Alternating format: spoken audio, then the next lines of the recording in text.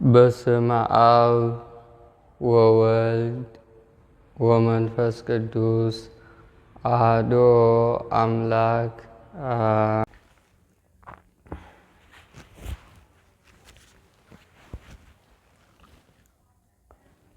በመላው ዓለም የምትኖሩ የልዑል እግዚአብሔር ቤተሰቦች በጌታችን በመድኃኒታችን በኢየሱስ ክርስቶስ ፍጹም ሰላም እንደምን ዋላችሁ? እንደምን ሰነበታችሁ? መድኃኔ ዓለም አምላካችን በምህረቱና በቸርነቱ ለዚህ ሰዓት ስላደረሰን ክብርና ምስጋና ለሱ ይሁን፣ አሚን። ዛሬ መድኃኔ ዓለምን አንደበት አድርገን የምንማማርበት የትምህርታችን ርዕስ የሚሆነው ክፉ መናፍስትን በብዙ ውጣ ውረድ ውስጥ አልፈን ካዳከምናቸው በኋላ ማድረግ የሌለብን ነገሮች በሚል ርዕስ ተነስተን መናፍስት ሲዳከሙ የምንሰራቸው ጥቃቅን የሆኑ ስህተቶች በቀላሉ ሊወጡ ያሰቡና ሊሄዱ የወሰኑ የጠላት ሰራዊትም ሆኑ ጠላት ራሱን ችሎ መናፍስቶች ማለት ነው፣ ወይም ከነሰራዊታቸው በምንሰራቸው ጥቃቅን ፈተና ስህተቶች ምክንያት ብዙ ጊዜ እንዲቆይና እንዳይሄድ ጊዜን ለማናራዝምለት አጋጣሚ አለና ይሄ መቼ ነው የሚፈጠረው፣ ምን አይነት ነገር ስናደርግ ነው የሚለውን በዚህ ርዕስ ስር ሆነን እንማማራለን። አንደበቴን ይባርክልኝ፣ እናንተ ደግሞ የምትሰሙበትን እና የምታስተውሉበትን ያድላችሁ፣ ጉባኤያችንን ያስፋልን፣ አሜን። የትምህርታችን ርዕስ እንደጠቀስኩላችሁ ክፉ መናፍስት ከተዳከሙ በኋላ ማድረግ የሌለብን ነገሮች ወይም መስራት የሌለብን ስህተቶች በሚል ርዕስ ነው የምንማማረው። እንግዲህ ሁላችንም እንደምናውቀው የጠላትን ኃይል፣ የክፉ መናፍስትን አሰራር፣ ፈተናዎቹን፣ በሰው ልጆች ላይ የሚያመጣውን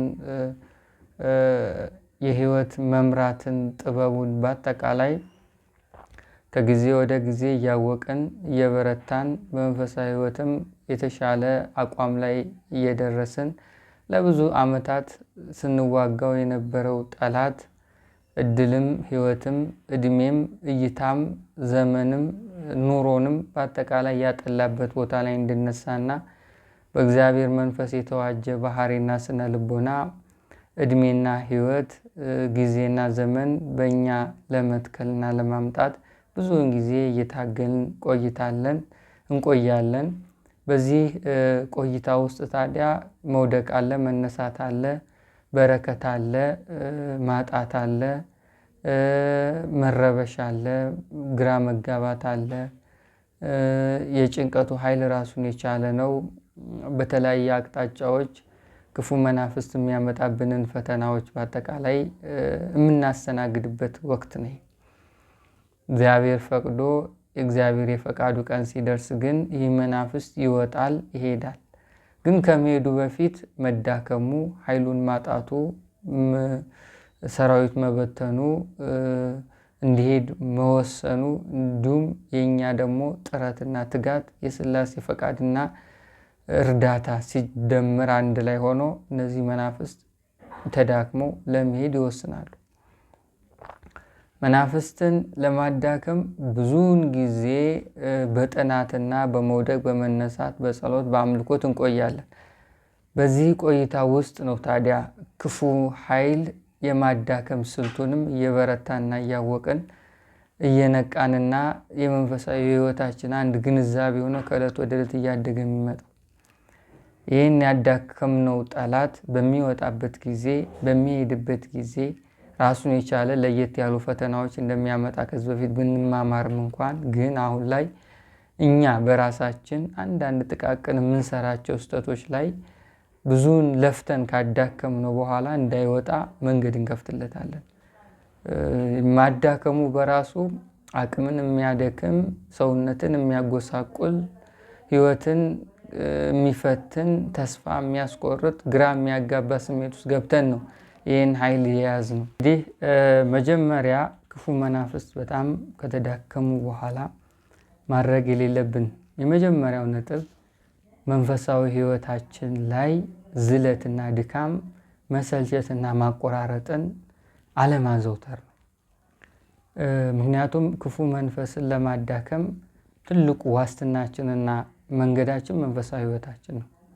መንፈሳዊ ሕይወት በራሱ የሰማይ ደጆችን የሚከፍት የምድርን ምስጢር የሚገልጥ መንፈሳዊ በረከቶችና ስጦታዎች ምንጭ ነው። በመንፈሳዊ ሕይወታችን የጠላትን ኃይል እናስራለን፣ እናዳክማለን፣ ሰራዊቱ እንዲበተኑ እናደርጋለን። እግዚአብሔርን ጠይቀን ለጠየቅነው ምላሽ እናገኝበታለን። የእምነትን ኃይል እናሳድግበታለን። መንፈሳዊ የሆኑ አውታሮችን እንዘረጋለን። በመንፈሳዊ ሕይወታችን ራሱን የቻለ ሕገ እግዚአብሔርን ጠብቀን በሕጉ በኩል ሰማያዊ ልጅነትንና የሥላሴን መንግሥት የመውረስን ስልጣን እናገኝበታለን። መንፈሳዊ ሕይወት ብዙ ምስጢር ይገልጣል። መንፈሳዊ ሕይወት ከእግዚአብሔር ጋር ያወዳጃል። መንፈሳዊ ሕይወት የዓለምንም የክፉ ሰዎችንም የክፉ መንፈስንም አካሄድ በሙሉ እንድናቅ ያደርገናል ማለት ነው። መንፈሳዊ ሕይወታችንን ለመገንባት ብዙ ተጉዘናል። በዚህ ውስጥ በነፍስም በስጋም የሚያደክሙ ጊዜያቶችን አሳልፈናል። ምክንያቱም መንፈሳዊ ሕይወት ስንገነባ የራሱ የሆኑ ጠላቶች ስላሉት እነሱ ለምን የሚል ጥያቄዎች አንስተው ከነፍስ ጋር ውጊያ ስለሚከፍቱ እሱ ደግሞ የውስጥ ስሜትን የሚረብሽ፣ አካልን የሚጎዳ፣ ሰውነትን የሚያጎሳቁል፣ የነገን ተስፋችን የሚያሟጥጥ፣ ግራ የሚያጋባ፣ ለውሳኔና በረከት ላይ ያለን አቋምም እንዲንሸራሸር የሚያደርግ ነው እና መጀመሪያ ላይ መናፍስት ለማዳከም ብዙ መንገዶችን ተጉዘን አውቀን ወድቀን ተነስተን ነው። ከዛ በኋላ ይህንን ተጉዘን የተዳከመው ጠላት በመንፈሳዊ ሕይወታችን ዝለት አማካኝነት እኛ ጋር ተቀምጦ ሰራዊት ስቦ ኃይሉን አደራጅቶ ጊዜውን አቀዳጅቶ ለብዙ ዘመን እንዲቆይ የምናደርግበት አጋጣሚ ይፈጠራል። ስለዚህ መንፈሳዊ ሕይወታችን ዝለት እንዳይመጣብን በሕይወታችን ውስጥ ጥንቃቄ ልናደርግ ይገባናል። አንዱ ይሄ ደግሞ ትልቁ መፍትሄው የተስፋውን ቃል ማሰብ ነው። መድኃኔዓለም በዮሐንስ ወንጌል ምዕራፍ 16 ቁጥር 33 ላይ እንዲህ የሚል ቃል አለ። በዓለም ሳላችሁ መከራ አለባችሁ ይላል፣ ግን አይዟችሁ እኔ ዓለሙን አሸንፌአለሁና። ዓለም የመከራ አውድማ ነች፣ የውጊያ ሜዳ ነች። ዓለም ያለው ክፉ መንፈስ፣ ክፉ ሰውና ክፉ ጊዜ ተባብረው የእግዚአብሔር የሆኑ ሰዎችና በመንፈስ ቅዱስ የሚመሩ ሰዎችን መድረሻቸውን የምታሳጣ ነች። በብዛት በዲያብሎስ ጥላ ውስጥ የምትንቀሳቀስ ነች ዓለም። ሀሳቧም፣ ኑሮዋም፣ እቅዷም፣ ቴክኖሎጂውም፣ ፍልስፍናውም፣ ይሄ የሳይንሱ ዓለምም የእውቀቱና የመዝናኛው መንገድም በሙሉ ክፉ መንፈስን የሚደግፍ አሰራሩን የበለጠ ለዓለም የሚያስተዋውቅ አካሄድ ነው ያለው። ታዲያ መድኃኔዓለም በመዋዕለ ሥጋዌ በሚያስተምርበት ጊዜ አይሁድ አንደበትና ልብ አእምሮ ተቆጣጥሮ ለስቅላትን ያደረሰው ክፉ ኃይል ኋላም ነፍሱን ለመውሰድ በመስቀል ላይ የመጣው ዲያብሎስን በመስቀሉ አርቆ በመለኮታዊ ስልጣኑ አስሮ በነፋስ አውታር ሙሉ ለሙሉ በእስራት ውስጥ አድርጎ ወደ ሲኦል ወርውሮ ከአዳም ልጆች ላይ የነበረውን ግዛት አጥፍቶ በሲኦል ያሉ ነፍሳትን አውጥቶ ነፃነትን ሰብኮ ሞቶ ተነስቶ ወደ ሰማይ አድርጎ በአባቱ ቀኝ ተቀምጧል። ክርስትና ማለት መድኃኔዓለም በጻፈው ጽሑፍ ላይ አድምቆ መጽሐፍ ነው። እሱ በተጓዘበት ዱካ ላይ መራመድ ነው። ስለዚህ እሱ በምድር ላይ ሲኖር የመከራ ሕይወት አሳልፏል። ክርስቲያኖችም ያን ያሳልፋሉ። ግን አንድ የተስፋ ቃል አለ። አይዟችሁ እኔ ዓለሙን አሸንፌዋለሁ። እኔ የዲያብሎስን ፈቃድ፣ የዲያብሎስን ሐሳብ፣ የዲያብሎስን ስራ፣ የዲያብሎስን አገዛዝ፣ የዲያብሎስን የባርነት የአዳም ባርነት ጉዳይም በሙሉ ዘግቼዋለሁ። እኔ በመለኮታዊ ስልጣኔ ጠርቄ ወደ ሲኦል የወረወርኩትን ጠላት እናንተ ደግሞ አይዟችሁ በእኔ በኩል ታስሩታላችሁ፣ ትቀጠቅጡታላችሁ፣ ታዳክሙታላችሁ፣ ትጥሉታላችሁ፣ ታስሩታላችሁ፣ ወደ ሲኦል ታወርዱታላችሁ ማለት አይዟችሁ። መድኃኔዓለም ያሸነፈውን ጠላት እኛም በሱ በኩል እናሸንፋለን። ይሄ የኢየሱስ ክርስቶስ ለሆኑት ብቻ የተሰጠ ስልጣን፣ ሌላው ዓለም ይህን ማድረግ አይችልም። በስሙ ለሚያምኑ የስሙ ኃይል ሁሌ ይከተላቸዋል። ስሙን ለሚያከብሩ የስሙ ስልጣን በእነሱ ህይወት ውስጥ ይሰራል። ጠላታቸውን ይጠላል፣ እድላቸውን ያቃናል፣ ህይወታቸውን ይባርካል፣ ዘመናቸውን ያደራጃል፣ የተባረኩ ትውልድና ጊዜ ያመጣል። ይሄ በኢየሱስ ክርስቶስ በኩል የሚመጣ የሰላም ኑሮና እንጀራም ጭምር። ሌላው ዓለም በክፉ መንፈስ ሀሳብ የሚኖር የእሱን ምክር የሚከተል በጥላው የሚተዳደር ነው። እኛ ግን እንደዚህ አይደለንም። እኛ ኢየሱስ ክርስቶስ ወገኖች በኃይሉ ጥላ ውስጥ በጥበቡ ምሪት እና በመለኮታዊ ምስጢር የሰማያዊ ኃይልና የሥላሴ ልጅነት በመጠቀም ደግሞ የእድልና የበረከት መገኛዎች ለሌላው ዓለም ሞገሳችን ተገልጦ የሚታይ አይነት ፍጥረቶች ነን። ሌላው ዓለም የሚያመልከውን እኛ በመቁጠሪያ እናዳክመዋለን፣ በጸሎት እናስረዋለን፣ በእንባ እናቃጥለዋለን። ሌላው ዓለም የሚፈራውን፣ ሌላው ዓለም የሚመራበትን፣ ሌላው ዓለም ውጥንቅጡ ያወጣውን ኃይል እኛ በቀላሉ ወደ ሲኦል እንሸኘዋል። ይሄ በእርሱ በኩል ነው። በኢየሱስ ክርስቶስ ባመንነው አምላካችን በኩል ያገኘነው ሰማያዊ የሆነ ጸጋችን፣ ስልጣናችን፣ ስጦታችን ነው። እግዚአብሔር ስሙ ይክበር ይመስገን። ስለዚህ መንፈሳዊ ህይወታችን የመጀመሪያው ነጥብ ትኩረት ሰተንበት እንደ እንጀራ እንደ ቀን ተቀን እንደሚሰሩ ተግባራቶቻችን መካከል ዋናው ሊሆን ይገባል ማለት ነው። ሌላው ሁለተኛው ደግሞ ራስን ከስህተት፣ ከኃጢአት፣ ከእርኩሰት፣ ከልማድ ፈተናዎቻችን ማራቅ ነው። ምክንያቱም መናፍስ ከተዳከመ በኋላ ኃይሉን ከጣለ በኋላ ወደ ስህተትና ወደ ኃጢአት ስንገባ ያው ሁላችንም እንደምናውቀው ኃይል ይቀለብሳል፣ ሰራዊት ይስባል፣ የበለጠ መንገድ ይከፈትለታል ለውጊያው። ስለዚህ እንደተዳከመ ካወቅን ራሳችን ከስህተትና ከኃጢአት ልንጠብቅ ይገባል። ዳዊት 34:13 ላይ እንዲህ ይላል፣ አንደበትህን ከክፉ ከልክል፣ ከንፈሮች ሽንገላ እንዳይናገሩ ይላል። አንደበትን ከክፉ መከልከል፣ ከንፈሮቻችንን ከሽንገላ እንዳይናገሩ መከልከል፣ አይኖቻችንን ክፉ እንዳያዩ መከልከል፣ አንደበታችን ልባችን ክፉ እንዳያስቡ፣ የልማድ ኃጢአቶቻችንና ፈተናዎቻችን በአጠቃላይ ትኩረት ሰተን መዋጋት። ይሄ ለሚወጣ መናፍስት የበለጠ እንዲቆይ ስለሚያደርገው ስህተትና ኃጢአት እኛ ደግሞ በትኩረትና በትጋት ልንዋጋው ከስህተታችንም ልንታገል ይገባል። ይሄ ሁለተኛው ነጥብ። ሌላውና መጨረሻው በጣም ትኩረት ልንሰጥበት የሚገባው የተሰጡን ተስፋዎችና ራእዮች ላይ ነው። በተለይ ከክፉ መናፍስት ጋር ባለን ውጊያና ትግል ብዙ ጊዜ በሱባኤ ልናሳልፍና በእንባ በጸሎት ልናሳልፍ ስለምንችል በዚህ ውስጥ በህልምም በራእይም እንደየጸጋችን በደረስንበት መንፈሳዊ ህይወት ደረጃም የሚነገረን ምስጢር የምናውቅበት መንገድ አለና ይህን ውስጥ ምናልባት መናፍስት የሚወጡበት ጊዜ ሊወጡ የሚችሉበት መንገድ እንዲወጡ ማድረግ ያለብን የምናዳክምበት መንገድ አብዝተን ልንጸልየው የሚገባው ጸሎት ማድረግ ያለብን በሙሉ የሚጠቁም ካደረግን ደግሞ እንደሚወጣ ለሱ ደግሞ ጊዜውን ባናውቀው ግን በሚወጣበትን መንገድ በህልምም በራእይም ልንነገረን ይችላል። ስለዚህ ይሄንን ራእይና ህልም ልንጠብቀው ይገባል፣ ሁሌ ልናስበው ይገባል። አንዳንዴ ተስፋዎች በብዙ ድካም አግኝተን እኛ ራሳችን እንረሳቸዋለን፣ ህልሞቻችን ይጠፉብናል። ስለዚህ መናፍስቱ እሱ ከረሳህለት እሱን ካጠፋ ቀስ እያለ ደግሞ ሌሎች አቅጣጫዎችን እየከፈተ ጊዜውን ያራዝማል። ስለዚህ በጸሎታችንም ውስጥ ተስፋ የሰጠኝን ነገር ተፈጽሞ ለማየት አብቃኝ፣ ቸርነትን በተስፋ ውስጥ ግለጽልኝ፣ የበለጠ የእምነትን ኃይል ጨምርልኝ፣ ተስፋና ራእዮችን ክፉ መንፈስ እንዳይጠፋብኝ አንተ ጥላ ከለላ ሁለኝ እያን እየጸለይ ስለ ተስፋዎቻችንና ስለ ራእዮቻችን አብዝተን ልንማጸን ይገባል። ተስፋና ራእይ በምን ዝም ብሎ አይመጣም። አንድ ጸጋ ነው፣ ሁለት በድካም ነው፣ ሶስት ጊዜው ሲደርስ ነው፣ አራተኛ ደግሞ በሱባኤ ወይ በጸሎት ወይ በስግደት ወይ በእንባ ወይ በተቸገርንበት ነገር ወይ ቅዱሳን ሲቀርቡን ወይ ውለታ ሊውሉልን ሲችሉ ወይ የነሱ ወዳጅ እንደሆን ሊመሰክሩልን ሲፈልጉ ፍቅራቸውን ሊያሳዩን ሲሹ ይሄንን ተስፋና ራእይ ያሳዩናል።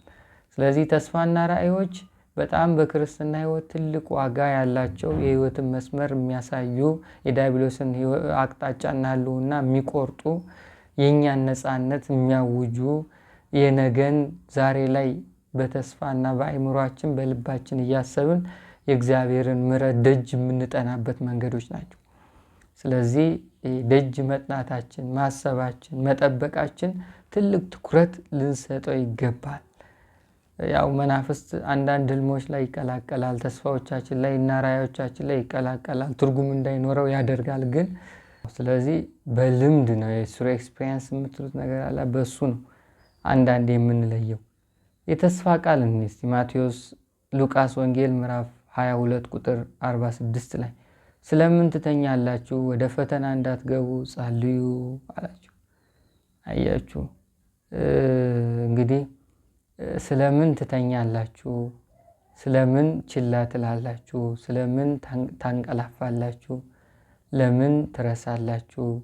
ይህን በሙሉ የያዘን ወደ ፈተና እንዳትገቡ ትጉና ጸልዩ። ትጉ፣ የተሰጣችሁን ተስፋ በበለጠ ወደ እግዚአብሔር አሳስቡ እና ይሄ መድኃኔዓለም ሊያዝ አካባቢ ሐዋርያት ተኝተው ያለው ቃል ነው እና በእኛ ህይወት ውስጥም ሰፊውን ጊዜ የሚወስደው እንቅልፍ ነው። የቁም እንቅልፍ፣ የሌሊት እንቅልፍ፣ በቁም ነገሮችን አለማስተዋል፣ አለማየት፣ አለመገንዘብ፣ ቶሎ ወደ ተግባር የምንለውጥበትን የንቃተ ህሊናን ማጣት፣ ፍዝዝ ድንዝዝ ማለት፣ የፊት መጫጫን፣ እነዚህ ናቸው እንቅልፍ ይባላል። የቀን እንቅልፍ ናቸው እነዚህ። የመንፈሳዊ ህይወት እንቅልፎች፣ የመናፍስት አዚሞች እና የእሱ መጫጫኖች ናቸው።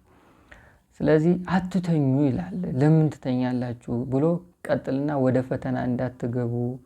አያችሁ፣ ከተኛን ፈተና አለ፣ ካላስተዋልን ፈተና አለ፣ ካልተረዳ ነው ፈተና አለ፣ ካልነቃን ፈተና አለ። ነገሮችን ቶሎ ብለን ወደ እግዚአብሔር አሳስበን ምስጢሩን ካላወቅን ፈተና አለ እና የተሰጠንን ተስፋ የተሰጠንን ራእዮች በአጠቃላይ በህይወታችን ውስጥ ተተግብረው እግዚአብሔርን ለምስጋና እስከምንበቃ ድረስ ሁል ጊዜ ተስፋና ራእዩን እያሰብን ስለሱ የጸሎትና የምስጋና መማፀኞች ማቅረብ ይገባናል ማለት ነው።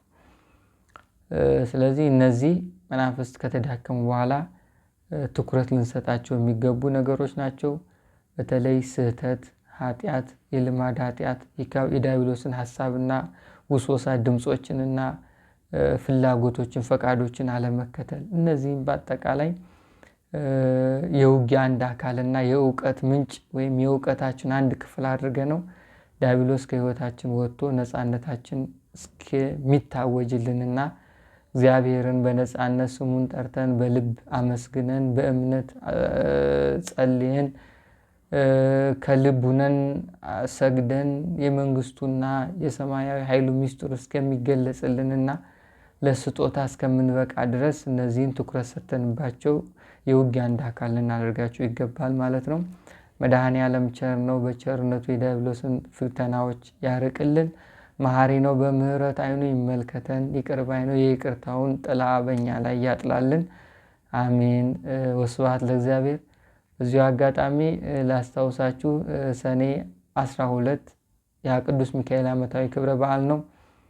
ሐምሌ 19 ደግሞ የቅዱስ ገብርኤል ነው። ትንሽ ስለሆነ ርቀቱ ሰኔና ሐምሌ የአንድ ወር ያህል ርቀት ስላለው ለቅዱስ ሚካኤልና ለቅዱስ ገብርኤል አስራት መባ ካላችሁ ከስር ባለው አካውንት ላኩልኝና አብረን እናገለግላለን።